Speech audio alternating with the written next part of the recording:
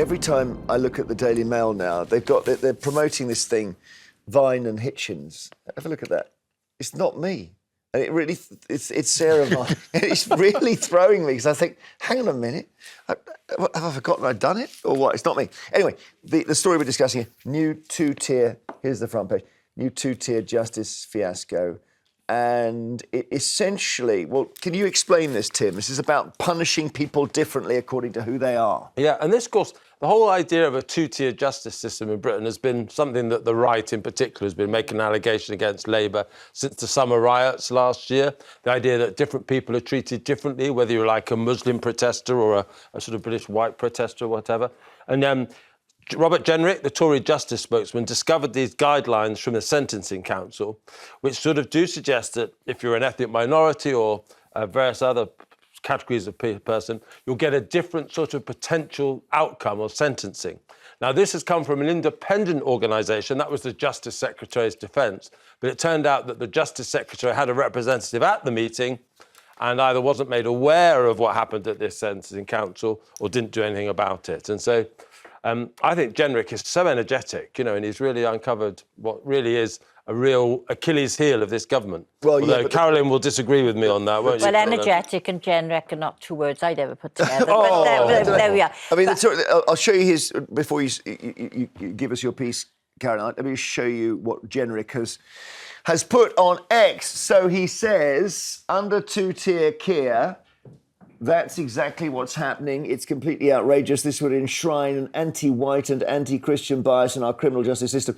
And you can see he's highlighted it's people from an ethnic minority, cultural minority and or faith minority community who are pregnant or a sole or primary carer those factors would be considered as mitigation. OK, Caroline, over to you. So I think Shabana Mahood, who was the Justice Secretary, actually did say later on in the day that she, as a woman of colour, she agreed that they shouldn't have special preference because you were of colour.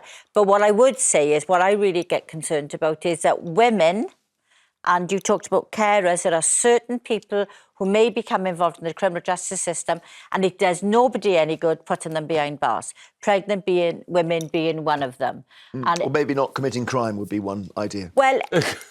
But sorry to say that. But women are disproportionately affected in sentencing. So women will go to prison for non-payment of fines, and it may be that they haven't paid their TV licence. Well, okay, women who go to prison will get recalled more often because once they've come out on licence or they've come out on tag, they may have to take their child to school or their child to a doctor. They can't get to the probation appointment. Well, that's then they fair end enough, up right? being recalled. So these sentencing guidelines would take into account the cost to the state of keeping a woman in prison and how much it then costs to keep her family going. This is why people run child gangs. Men do commit an awful lot more crimes than women. That is a fact, sadly. It's part of being a man, too much testosterone or something. But there are 80-odd thousand men in prison, and I think there are about 3,000... 4,000.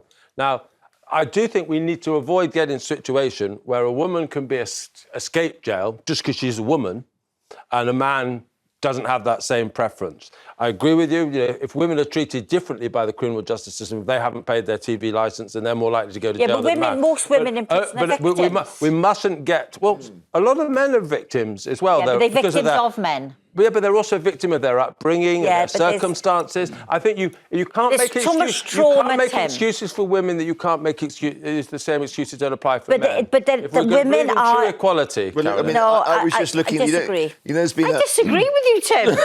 There's been a thing recently about Ruth Ellis, and there's a programme coming on about her. Now, she's the classic example. Who was Ruth? Do you know who Ruth Ellis was? Yeah, I know she was, but she's in the minority. Most women are in prison, are victims, and they are traumatised. No, I was going to argue your side, because Ruth Ellis was the last woman to be hanged in Britain, and she shot her lover. It turns out this guy was really, really nasty, beat her up, coercive control, all that stuff that we now understand. Yeah, it was, and she was hanged. I mean, that's incredible. And it was sort of, they didn't really understand her, and she was a sex worker and stuff, and they just had it in for her. So there's the classic example that you're talking about. She was a victim of prostitution. I still think sex it's a basic... legitimises it. There's still so you call sex worker? OK. Victim of sex worker now. Sex worker legitimises the act of somebody having to sell sex. I do So not you call like. it victim I call of it a victim prostitution? of There's a difference. It's a huge. You're going to have to tell the lady who won all the Oscars for that. You know, Yeah. was it Mickey Madison? She said this is for sex workers everywhere. And she Yeah, won it for well. Honora. OK, let's have a listen to Shabana Mahmood talking about this. She's the Justice Secretary and she distanced Labour from the whole story. As somebody who's of an ethnic minority background myself, I do not stand for any differential treatment before the law for anyone of any kind, and there will never be a two-tier sentencing approach under my watch or under this Labour government. OK, so that's really no, extreme. That's way beyond where Carolyn is here. Yeah. But it's not. It doesn't see any difference in women and men. Well, or... I do see Yeah. for women. Tim. But it's not good enough, really, is it, for the Justice Secretary only to, respond to this after it's been pointed out by her shadow? Why does her shadow, has just one or two people working for him as a researcher, find this out before the Justice Secretary, who's got a whole department to keep on top of this? It's not good enough.